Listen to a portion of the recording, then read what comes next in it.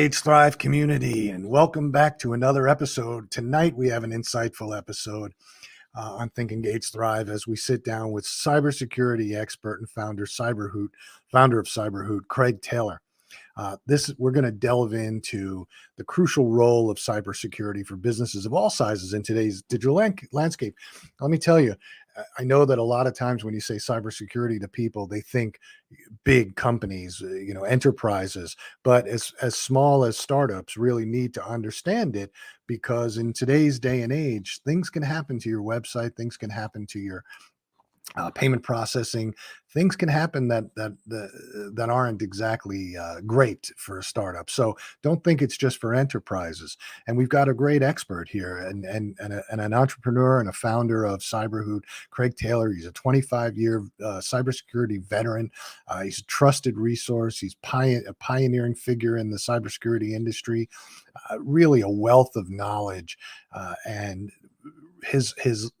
I think his viewpoint of how sites or how websites and how companies are viewing cybersecurity really led him to start Cyberhoot.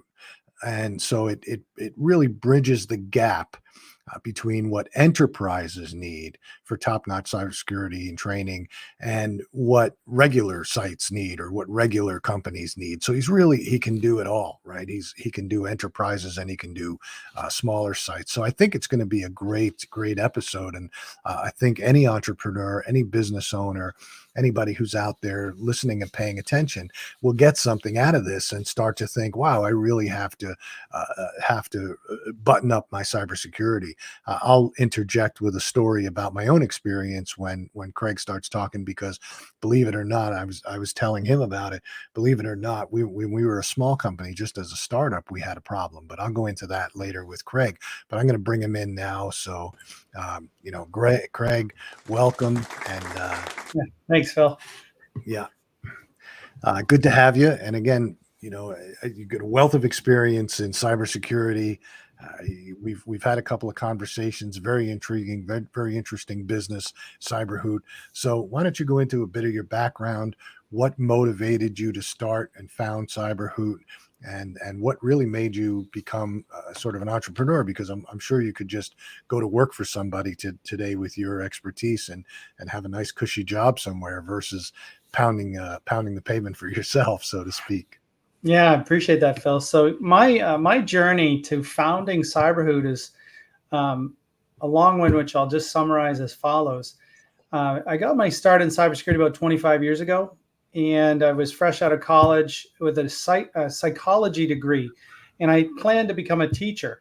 Then I saw what the salaries were for teaching, and I was like, I can't afford to do that. I need something more substantial. So I trolled around the internet, the early days of the internet. There was no World Wide Web that long ago. There was network news protocol, and I found a job for a firewall startup, and I got my start in cybersecurity. And I thought, oh, great, this can't be outsourced to foreign countries.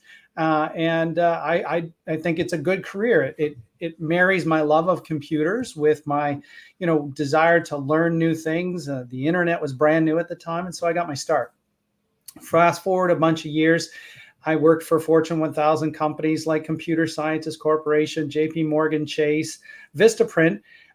Couple of bad experiences in corporate America where I was terminated from the cybersecurity role I was in.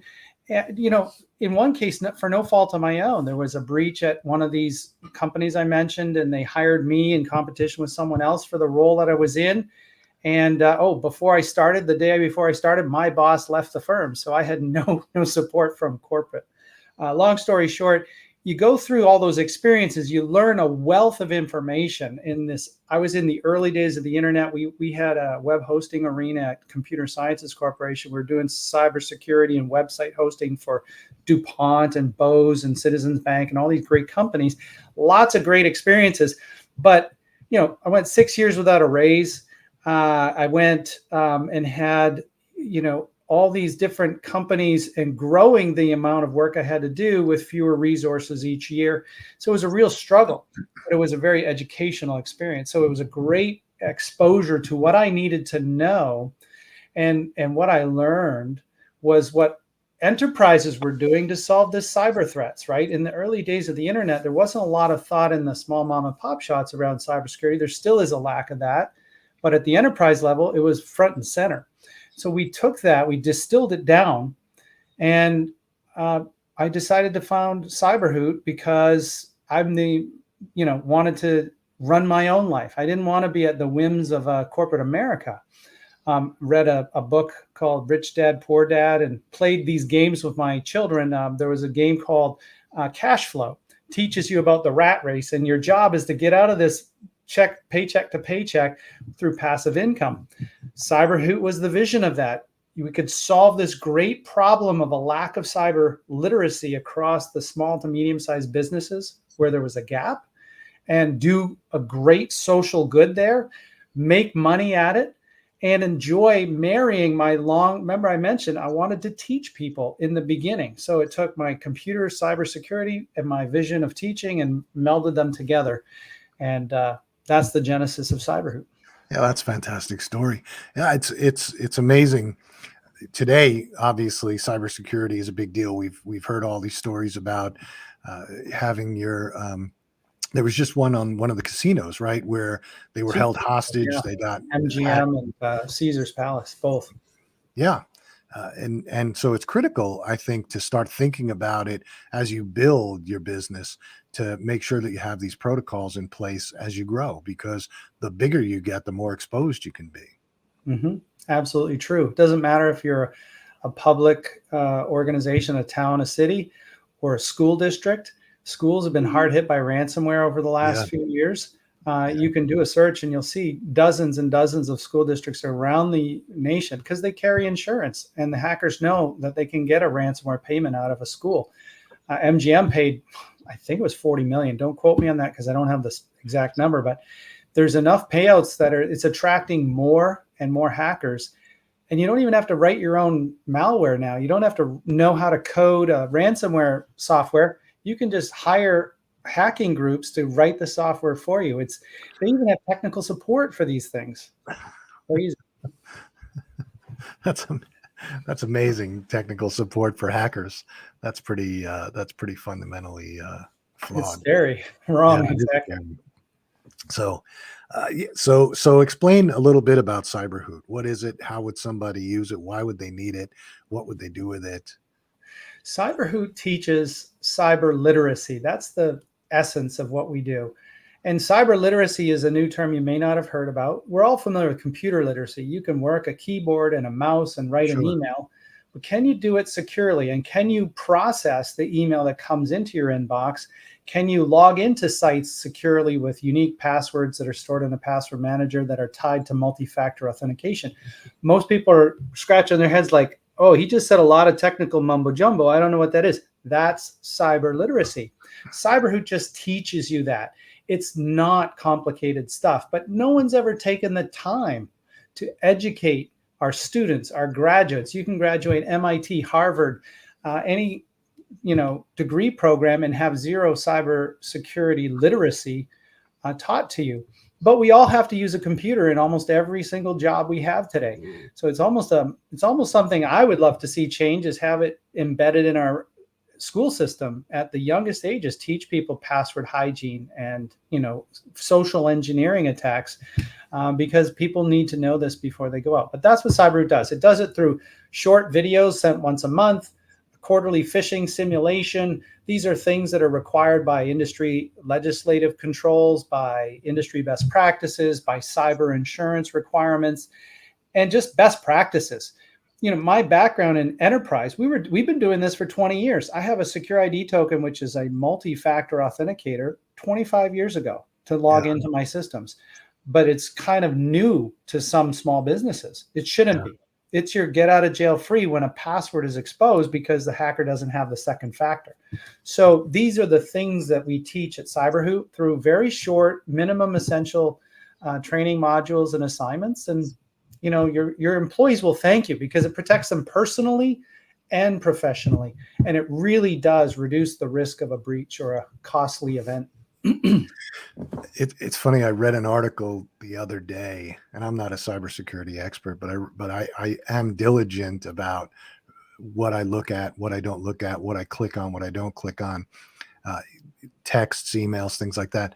But I read this article that said if you use a 4-digit password, a hacker can get to it in like 30 minutes. I don't remember the 30 exact time, but seconds. Yeah. yeah. And then if it's eight characters, it can take a couple of hours. But if it's 12 characters, it could take 10 years. And if it's 14 characters or 15 characters, it could take a lifetime. So all of a sudden I went and changed all my passwords to a minimum of 12 characters, and some I'm like my banking are 20 characters. So And anyway. that is our third or fourth video in our foundational series that every employee starts with is password hygiene.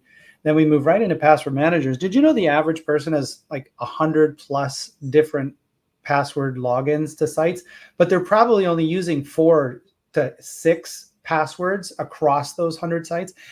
And that's a real tragedy, because all it takes is one website to be compromised where it reveals your password. Even if you have a prefix to your favorite password or a suffix, the hacker can figure out what that means and then log into your email account, which is a critical account, or log in worse to your bank account. Fortunately, banks have pushed multi-factor where you get a text message or you have to use an authenticator app. That's the gold standard. And we talk about that in our 5th video, is the authenticator app or the multi-factor authentication that really saves you from a lot of headaches. One statistic for you on this point: Microsoft O365 is the biggest email provider in the world. They published this following statistic. In 1 month, they had 1.2 million of their accounts breached. In 1 month. I'd love to have 1 million accounts in my platform. They had that many breached. And 99.9% of those breached accounts did not have multi-factor enabled. It's the single best protection you can do on all your critical accounts. Yeah. Well, I do that, and I do use authenticator apps, especially for the critical accounts. But I did expand all my passwords. Perfect. And it's funny because everybody was telling me to use this a couple of years ago. People were saying, "Oh, you have to use this tool to store your passwords." It was big for a while. Password manager. That's our third video, I think. It's a password manager. This was a third-party app, and it was, I can't remember the name of it off the top of my head, but it was big. Everybody was using it, and it stores your passwords very easy. You hook it up to your browser essentially, and you could store all your passwords. And I wouldn't do it, and I never did it. And I said, I don't know, man, it just doesn't seem right to me. And I think about a year ago, they got hacked, and it got everybody's passwords got stolen, and it pretty much killed the app. It's similar to when the founder of what's the security site, the big one, he used to post his social security number, saying he was so convinced that it's owned by Norton now, or they own Norton, but it was the big one. And he used to post a social security number and say, I'm so confident that nothing will ever happen to me, that you can have my social security number. They took his social security number and they hacked him and started, so it really is something you have to be diligent about, and everyday life. It's not just in business. Phil, you're absolutely right. And the company that had some issues more recently was LastPass. It was a password manager. They've been in some hot water. And the truth of the matter is, even all the cybersecurity professionals that I know and talk to, and I run a peer group of CISOs, Chief Information Security Officers, we talked about that. No software ever written was perfect. And as a cybersecurity vendor, you need to be extra diligent. And there were some key missteps that we think LastPass took. There are many, many very, very strong password managers out there. The general consensus is that a password manager is a lesser of two evils. Having people try to remember, like my mom does in a book. I finally got her on a password manager recently up in Canadian Thanksgiving. I spent hours working with her to put things into a password. I asked her to use 1Password because we like what 1Password is doing with third-party risk assessments, code reviews, pen testing, architectural assessments, a lot of things. We've blogged about it at cyberhoot.com/blog if you're interested in learning more. But we do propose and push password managers as the lesser of all evils. There's just no other way to keep unique 14-character password length, unique passwords everywhere you go. And it actually helps with phishing attacks, because if you get an email that says, hey, log into LinkedIn and read this review that Phil wrote about Craig. What a great guy. He wrote a beautiful recommendation for me. I clicked the link. I'm on the LinkedIn website. My password manager is sitting there dumb as a post. It's not filling in my username and password. And my first thought is, maybe it's broken. Maybe the connection's broken. No, it's working. I'll look at the URL. Gosh, I'm not on LinkedIn. I'm on linkedin.io.it or some crazy website, and it's been a phish. Password managers will prevent you from giving your credentials up. Now, if I knew my credentials and I thought the password manager broke, I'd type them in, but I don't know any of my passwords anymore. They're all randomly assigned by my password manager.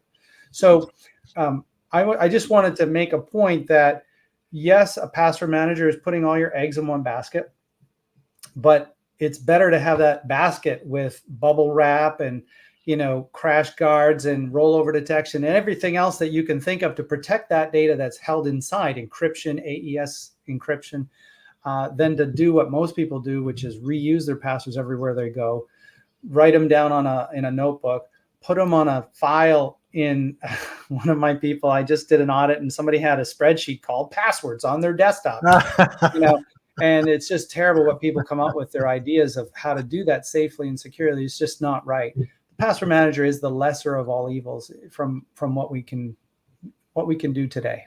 Yeah, it's true. We have to have a password manager. I mean, we do use one for the business because it would be impossible. We have thousands of passwords for thousands of different accounts, and we created them all to be 14, 16 digits, multi-factor or using the authenticator apps, because we're dealing with clients and logging into their system. So we don't want to be the ones that breached something.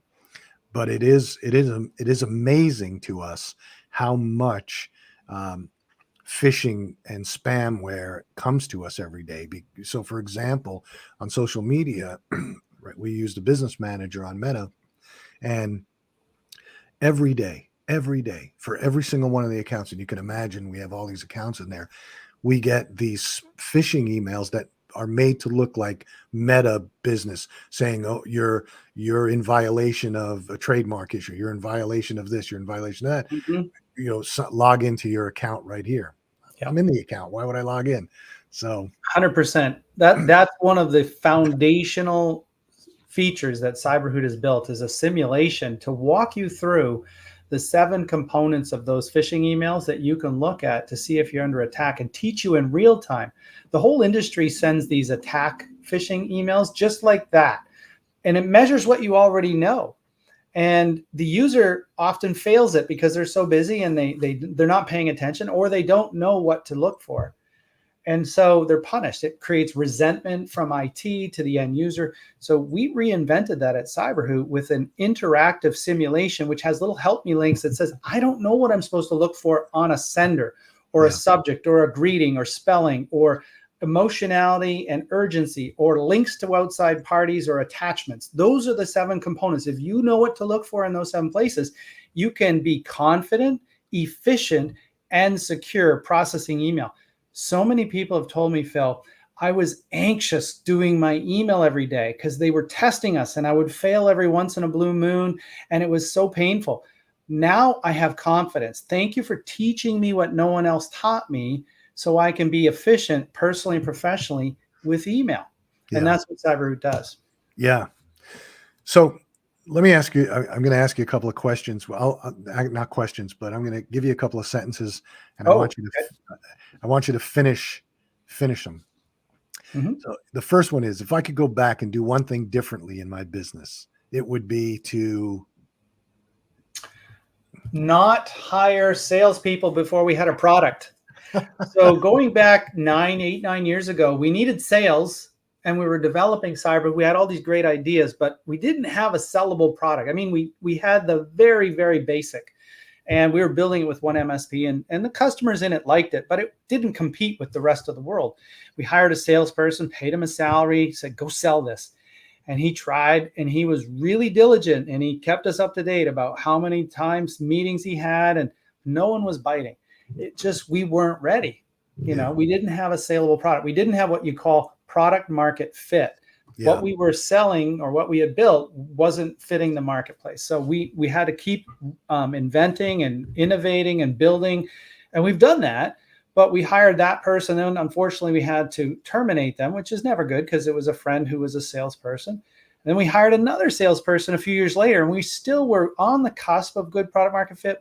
And this was another friend, and it all worked out amicably because he and I both recognized we weren't ready for his skill set. And so he parted ways. But now we are ready, and we have this twice burned. Are we going to pull the trigger and hire a salesperson and do some more of this stuff? So in my mind, the advice is, if I could go back in time, I wouldn't have hired those two people. And now I'd have a clear road to hiring someone now. And we could really benefit from growing sales with what we have now is tremendous product market fit. In fact, we're better than most of the industry at phishing simulations and dark web reporting and policy management and, awareness training. Yeah, that's great. I'm a big believer in when you're a startup, to find someone who wants to buy your product first, and then work out the kinks before you try and run. But you definitely want to launch as fast as you can, because you don't know what the problems are going to be. You don't know what needs to be changed. You don't know what the customer wants, needs, until you start moving. So I understand what you're saying. And at the same time, you always have to find at least one customer or two customers who want to buy your product. Sure. Yeah. Fail fast. And that's the motto that we follow is, we build quickly. We have an agile weekly deployment. We fail fast. We fix it fast. And we listen to our customers. We have a customer advisory board of our managed service providers that use our product and get together with us once every 3 months. We tell them what we're building, what they'd like to see, what problems they're having. And from the beginning, Phil, one of the best things we did was look at all the points of friction that can occur in awareness, in creating cyber literacy in the end user. First one was passwords. We just talked about passwords. Cyberhoot is passwordless. We send a link to your inbox. You've authenticated with multi-factor most times into your inbox of email. So we know Phil is Phil. We send you a link. You click that. You're instantly training. There's no password for the end users, right? It's a huge point of friction. And our compliance scores are up in the 90s for most companies. It's amazing for phishing, for awareness training. It's some of the industry leading compliance. It's funny because a lot of companies today, a lot of the tools that we use, whether they're apps or other things, don't use passwords. You put in your email address and then they send you a link, and you click the link and you're in. And at first, probably about a year and a half, when that first started for us, when we started to first see it, maybe 2 years ago, I said to myself, why don't you just give me a password so I can log in every time? Because now if I log in on a different computer, now I have to go through this whole link again. And then it dawned on me that it just like you said, it's two-step verification essentially without the first step of putting in the password. So I like it now. Right. I like a lot of the tools that we use that particular thing. So, and I even think Meta is going in that way, because I think we were doing something and we got a link and we just click the link in, so we didn't have to use passwords anymore. So yeah, cool. There's some new technology coming down the pike that it's a little too early to talk about, but they're really looking hard at eliminating passwords altogether, not through the mechanism we use, but through trust relationships that have cryptographic backing. And so there is multi-factor to assert your identity, but it's from brokers that live on the internet that say, I know this is Craig Taylor and I guarantee he's reaching out to you right now. Yeah. It's too, if you look at some of the big providers, Microsoft, Google, are behind this. I forget the name of it, but it'll come to me sometime. I'll mention it. Yeah. Yeah. It's interesting. Okay. Another sentence to finish. Sure. A surprising thing about entrepreneurship that many people don't realize is, so you finish that. I don't know if this is surprising, but it's relationships matter. I can tell you in my business career, there are many times where I could have just severed ties with this person or that company in an unamicable way. Yeah. But I went the high road and I said, let's try to figure this out. Let's, if we have to part ways, let's at least part ways on good terms. And what's happened is that those relationships have come back around full circle to me now in Cyberhoot. I had these relationships from multiple businesses at JP Morgan Chase, at Vistaprint, and at CSC. In fact, I founded Cyberhoot with folks from CSC that I worked with in their web hosting arena 20 years ago. Chuck Taylor and Brad Margis are CSCers. And it's been a great ride.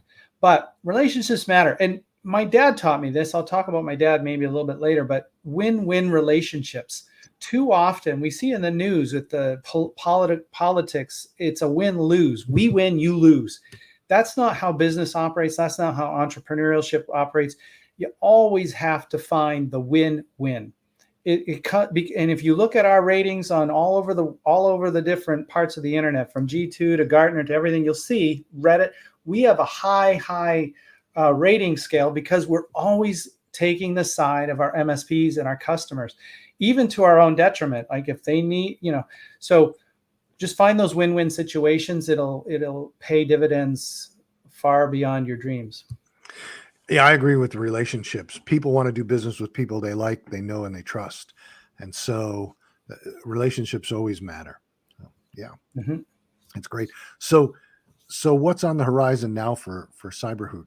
You're growing, you're scaling. You were just saying now it's time that you have a product, and should you hire a salesperson? Should you not hire? So what's on the horizon here? So we're growing, we're profitable, we have good product market fit. I was in Boston today and at Harvard talking to some investors. We're looking to take some small investment potentially if the terms are right. We're not sure if we need it, but we're looking for investment to accelerate growth.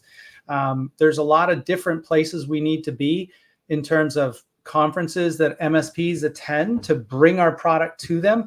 When we actually sit down with them, we sign a lot of the MSPs that we meet with, because once they see our positive outcome phishing simulation, it's 100% automated. There is no allow listing. There's a lot of headaches in delivering awareness training and phish testing to companies that we've removed and eliminated 100%. We have built something called ZAC, Zero Administration Cyberhoot. Some really exciting stuff. But we're the stealth company right now. Not as many people know. We only have inbound sales, and we're growing profitable and have great product market fit even in that scenario. So we need outbound sales. We need to be where the MSPs are making those decisions. We're talking about investment. We're looking for investors to come and work with us with the right terms. We are looking to hire a salesperson for an outbound sales program. We are strategic partnerships. So one of the greatest partnerships that we just signed was with the largest insurance underwriter in Australia and their subsidiary. Emergence is the cyber insurance underwriter. They have 10,000 policies or more, and 4,000 broker network, and they're our partner. We partnered with them. They're going to recommend Cyberhoot simply because premiums are going up and through the roof. Cyber insurance claims are huge and growing faster, and the premiums are growing, and people don't want to pay them, but they need them. Yeah. So if we can help by reducing the breaches, reducing the ransomware events, the business email compromises, the wire fraud, we can lower premiums. So we're working with insurance providers in the US and Canada and Australia to get our product into these companies to measure the success of what we do. Because believe it or not, today, there is no safe driver discount in cyber insurance. If a company trains and tests and governs and monitors the dark web and has a technology stack that meets all the appropriate criteria, MFA, password manager, those sorts of things, and patching their systems, they should get a discount on their insurance. But the tables, the actuarial tables that they make those decisions on, don't exist. So we're helping build those through Cyberhoot's partnerships with companies like Emergence and CyberSuite. In the US, we're hoping to work with TechRug, Justin Reimuth, a great guy. They use our product and are very serious about cybersecurity. And so we're looking to expand those relationships and grow in those partnerships. So that's another area of focus we have. Yeah, it's true. you don't it's the small things that you don't realize that happen that people need to be trained on it. I think I might have given you this example, which happened to us not too long ago, that our accountant or accounts payable person received this invoice from, Mhm. and it looked like from one of our partners, one of our vendors, saying you owed $327,000. And it, fortunately for us, it was so high because we don't pay out that much money. I know Right. that they confused us with Crunchbase, which is a database for investments and things like that, and they're huge.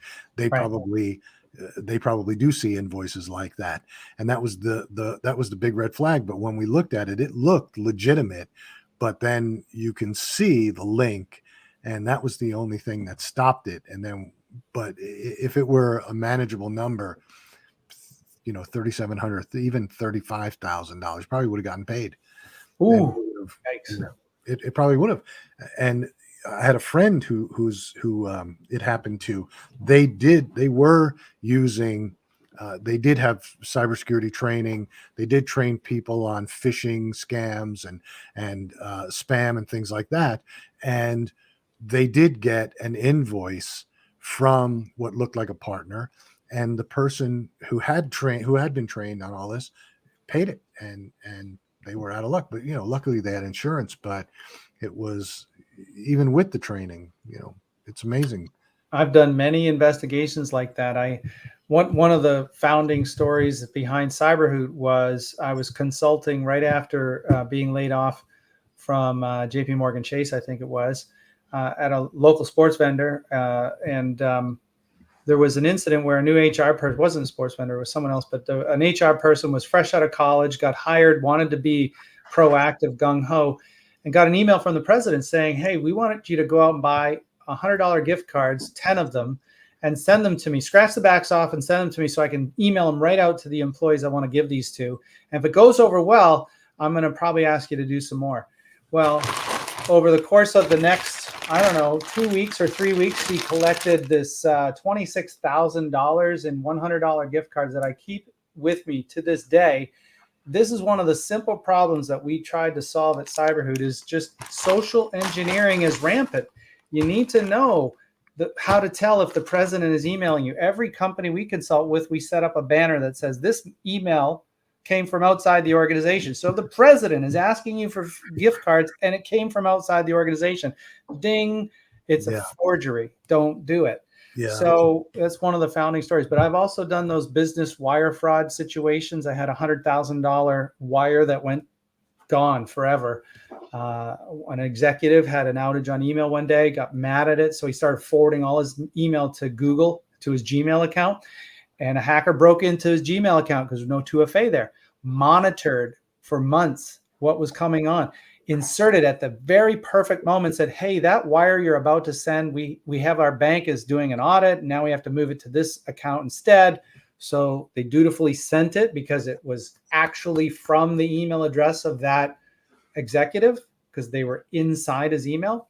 And they did register a lookalike domain. There were some hallmarks that we teach you to watch out for with typo squatted domains, things of that nature in the final instructions. But the initial conversation was inside his account. That's how these things happen. And you need to be able to spot them. And any wiring instruction changes have to be verbally confirmed with both parties. That's the take home message here. You will save yourself 100,000, 700,000, $1 million, 20,000. Just call. the $100 gift card scam is not just for big companies. And these are things that are happening to people every day, grandmothers, and it's really a problem. And it's not just targeting. Obviously, they're targeting companies because the money could be bigger, but they're still getting away with doing this all over the place with individuals. We've seen those. My mother got a call one day talking about, and they said that my son got arrested. Rested. Yep. Yeah, and they had to bail him out $10,000 and all that.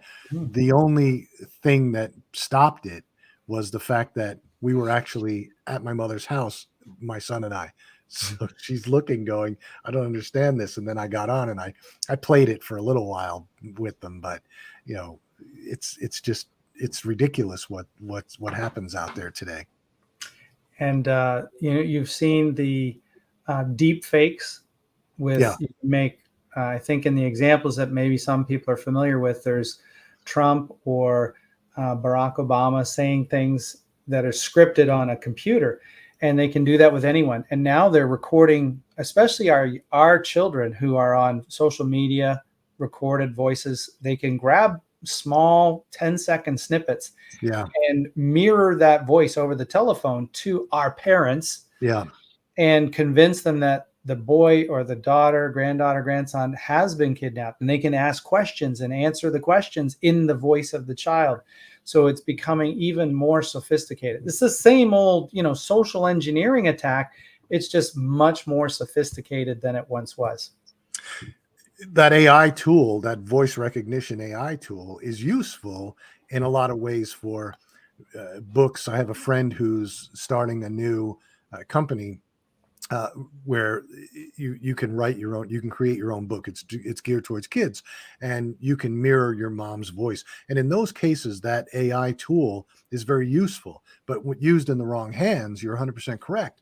Taking AI and using it in the wrong hands and creating this deep fake, that's problematic.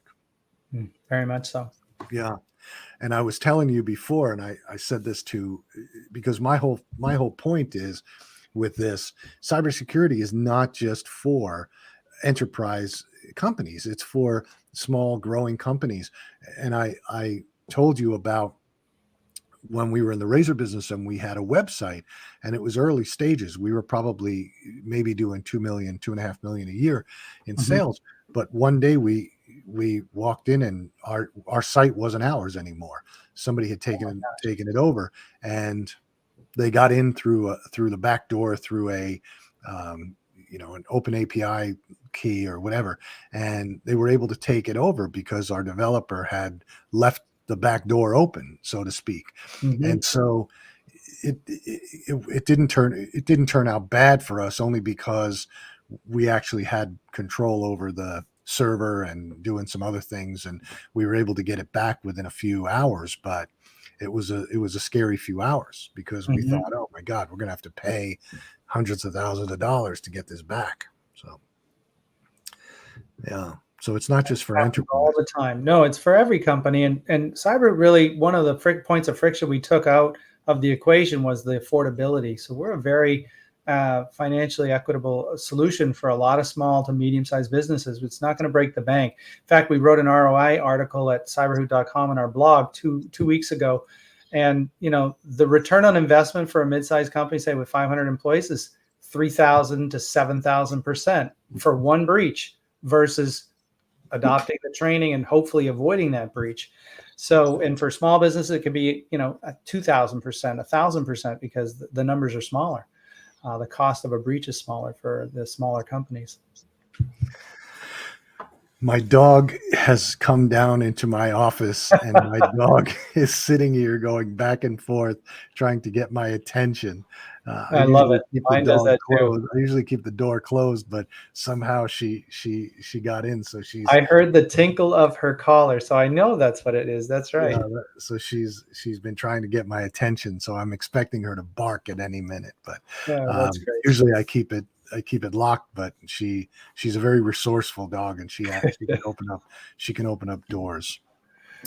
So yeah, so you're at the point where you're going to scale, is what it sounds like, and you're looking for capital raise, which tread lightly is my advice on that. From doing it, make sure that you understand the terms that you're getting into with that. And my advice on that would be to find the right partner. Find somebody it's not just about the funds, it's about how they can help you grow, and are they going to be interested? Can they help you develop a network of prospective clients, or are they just there to give you money and ask for a return? Because that money is very expensive money. So we're in the unenviable position that we don't need it, so we can refuse all those offers that don't make any sense. But the ones that are, the one that I met with today is of particular interest because they have expertise in the sales and marketing growth strategy that if we had a weaker link in our company, it's there. We're all strong cybersecurity professionals. We all know how to teach the materials to create cyber literacy, but taking that to the marketplace and going to the MSP watering holes and the businesses, and in 5-6 months we plan on expanding into enterprises. That's the strategy that we need help with, and they seemed interested in helping us in that front. So depending on what the terms would look like, we would be considering it. But you're right, we have to we talked about this last week, and a number of other business mentors that I'm working with are saying, if you can avoid it, you probably should. You own 100% of the company now, together with your co-founders, Chuck Taylor, no relation, Brad Margis, two great employees. I love working with them. It makes me happy every day. These people, Raf as well. Yeah, essentially, if you can avoid it, you try. But obviously, if you can find someone who can bring that to the table, someone who can sit there and help you to expand and to grow and to be a good source of bouncing back and forth, advice, things like that, it could be a good fit. You just have to understand the terms of the money. I think sometimes we've talked about this before on this show with a lot of other founders, that sometimes taking investment dollars from venture capital or private equity is almost like a badge of honor for young entrepreneurs. And it really turns out to be an albatross if it's done at the wrong times or with the wrong partners. So a lot of people jump too quick. They think I need to raise money because then I'll be viewed as being bigger than I am. But sometimes it's better to own 100% and keep rolling. But if you can find somebody, it's great. More power to you. Yeah. This is a family office that might just be the right fit. We'll see. Oh, Time will tell. And it's really like just pouring gasoline on our acceleration. Every time we sit down with someone, they're interested, and we just need to sit down with more people. And this opens the doors to doing that and taking the growth from that rate, this rate to hopefully something more hockey stick like. But we'll see. We have lots to decide upon in the next few months. Yeah, family offices generally tend to be a little bit better working with than a private equity or structured venture capital group, because they're more interested in your long-term strategy and your long-term growth vision. They're not so interested in the 5-year exit plan. Right. So, yeah, it's probably a good idea. So, it looks like, it sounds like a really interesting type of business. It's not something that I'm not going to lie to you. I don't know anything about cybersecurity other than the fact that I'm skeptical. So when I see links come through, when I see text messages come through, I don't bite, especially the ones that say, this is your bank and you have to log in and the wire didn't go through or something, there's $2,000 wire waiting for you to be approved. I don't fall healthy skepticism. We call that healthy skepticism. We'd like to turn that into cyber literacy to give you the confidence so that you can absolutely authoritatively every time click delete on the ones that you should and action the ones that you need to. Yeah. My accountant yesterday, who's also very skeptical, nice guy. I've known him for years. He's a skeptical guy. He got scammed yesterday. It wasn't out of a lot of money. It was $99, but somebody gave him a gift card. And from Vanilla something. He got a gift card. And so he went to his computer and he typed in, Vanilla, and he didn't look at the actual website that he was supposed to go to. So he went to there was I don't know what the technical term is, but a site that was a lookalike site. Yeah, lookalike. And it asked for the card number, the credentials, all that. And as soon as he put that in, he realized, as soon as he clicked send, he realized, because he looked at the URL and said, wait a minute, this isn't right. But it was too late when he clicked it. So within seconds, that $99.95 was gone. They left him with a nickel. So he said it was found money. It was a gift card. It was, thank God it was only $99, but it woke him up to being more diligent, because he's doing taxes for people. He's handling accounts for people. So they're very aware of cybersecurity, and he's very diligent about their systems, and using a VPN, and they have a, I don't know what you call them, but he carries this thing with him. It's like looks like a little USB stick. And whenever he has to log into his computer, it gives him a number and he logs into it. That's right. Yeah, that's a second factor. So multi-factor is three things: something you are, something you have, something you know. Your password is what you know.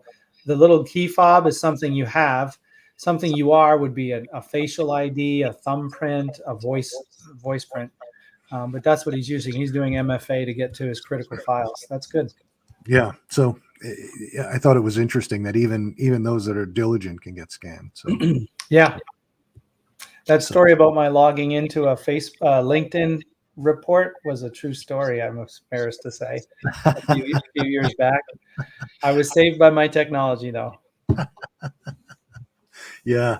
What's the most common? What do you think is the most common in, let's say, a small to medium-sized business? What do you think is the most common scam that they get caught up in cybersecurity? So I just studied a report. Verizon does an annual data breach report, and they compared 2008, their summary of all the world's breaches that they could get their hands on in 2008 to 2022. And the numbers and the approaches and the methods of hackers were the same. It all boiled down to social engineering and human error. 90% of breaches tie back to people making mistakes tied to a phishing attack, which is a form of social engineering, or more commonly today, smishing, or a text message to your phone, or a phone call to your desk, right? All of that's vishing, smishing, phishing. Those are all different methods of socially engineering some information out of you that can cost you dearly. Phishing can lead to an exposure on your network, your computer, that opens up a back door for hackers to get into your network, to troll around and find out what data they have. If you've got nothing that they can sell on the dark web, such as health records or social security numbers or credit card numbers, then they'll look to encrypt all your data. Or if you're like a law firm or an accounting firm, as your friend was, they're going to encrypt that data and threaten to release it to the internet now. It used to be they would just encrypt it, but people got good at backing up their data. They just restore their data and move on and don't pay the ransom. Well, hackers got wise to that. So they said, we're going to take that data and we're going to go put it on, not CNN, but we're going to publish it to the internet to embarrass you. Think of a law firm who has this sensitive case data. Sure. There are examples of this happening. Or an accounting firm whose tax forms, my tax and tax information is enough to steal my identity. Sure. If that's taken and my identity is stolen, that can sink any of these accounting firms. So it's really, really, and that is the most common method is a phishing attack. So spotting and avoiding those is what we try to help with at Cyberhoot. Yeah, it really annoys me that the whole text messaging phishing attacks, because it really has ruined the marketing of text messaging or text marketing, SMS marketing. People just don't trust it. They don't want it anymore. So it's really killed it, but it's killed it for the wrong reasons. Well, we're running out of time. We've got a couple of minutes left. So one more last sentence that I want you to finish before we go. If there's one piece of advice that I would give to emerging entrepreneurs, it's to follow your passions. That's what I would do. I was passionate about teaching from a young age, but it didn't fit with my lifestyle. So I went into computers. So I was passionate about computers as well. Ultimately, I married the two into Cyberhoot. So I'm teaching people about cyber literacy, and I love it. Every day, I drum the wheel of my car when I go to work, although I actually just walk upstairs to my home office. So it's really nice, the freedom it affords. But if you're an entrepreneur, find a problem with real meaningful problem that you need to solve in the area of your passion and go after it. Because when you're passionate about something, when you enjoy going to work, those problems are like puzzles Yeah. rather than speed bumps. And solving them is the satisfaction of completing a puzzle. So when you're passionate about something, you're going to find a problem to solve and you're going to sink your teeth into it like a pit bull, and you're going to be successful. Then find the people that have that similar passion and put them around you. I have two co-founders that are absolutely fantastic, Chuck Taylor, Brad Margis. I want to shout out to them. I wouldn't do this if it weren't for you two building the product and the vision that we all have, and working every day. It's just fantastic. And then we've added and expanded with Raf Buketti and his daughter, Katie. These are fantastic people. They are as passionate about cybersecurity as I am. And that's what I would suggest if you're an entrepreneur looking to build a career and a business, follow your passions. Yeah.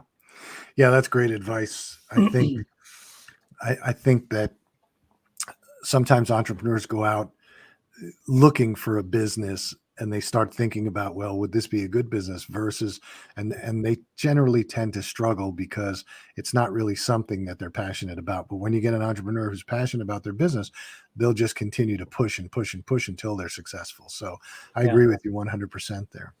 All right, Craig, I've got about 4 minutes left. So it was a pleasure having you on. It was a great conversation. Really I really enjoyed enjoyed it. I think it was very fruitful. And again, I think every entrepreneur out there, I don't care how big or small you are, can benefit from cybersecurity today. Absolutely. Everyone needs it. There's anybody that doesn't use a computer, then you don't need Cyberhoot. If you use a computer, you need it. Exactly. Exactly. All right. I have a couple of closing things to do, but thanks again for being on, and we'll talk. Sounds great. Thanks for the opportunity, Phil. I really enjoyed it. Cybersecurity Awareness Month, so it's a great topic for this month. That's fantastic. I didn't realize that, but now you said it, I'll use that on social media. Yep. So, folks, you've heard it. It was a great conversation. I think Craig brings a lot to the table. But what he's saying is true. It doesn't matter. And I'll tell you from my experience, and I brought up a couple of examples of my experience. And we're not a huge company. We're not an enterprise company, but we could have been scammed several times but we got lucky. Cybersecurity is not something that is just for enterprise companies anymore. I think every company needs to have a cybersecurity plan and understanding. And in fact, I just thought about this, and I should have brought it up with Craig, but actually, when we were setting up businesses on either Walmart.com or one of the sites, shopping sites, they asked for our cybersecurity plan. So we had to essentially build it, but it really was not, as robust as we would get from, say, a Cyberhoot. So I think more and more as you link up with other clients and as you do business in other platforms and even on your e-commerce site, it's going to become more of an issue. So the other thing is, again, if you scan this code, you can go to my site and you can download a free book on business planning. It's free, not asking for any money. I don't really care. But what I've learned over the years, a lot of these tools that people use to plan their business or the advice they get on some of these sites, it convolutes the problem and makes things very complicated. So this is an easy to understand tool for if you're planning a business, if you're a young entrepreneur and you want to start looking at things. This is a great tool. So take advantage of it. And next week we have a business that you would not think to be a business. It's the convergence of art, business, and conservationism, and it's all about bees. So stay tuned. That's going to be a great one. I'm not going to give too much away, but it's interesting. You're going to look at it and say, oh my God, has he gone off the deep end? Is this really a business? But it's a big business. It's unbelievable what this young entrepreneur is doing. So stay tuned to next week, and we'll see you then.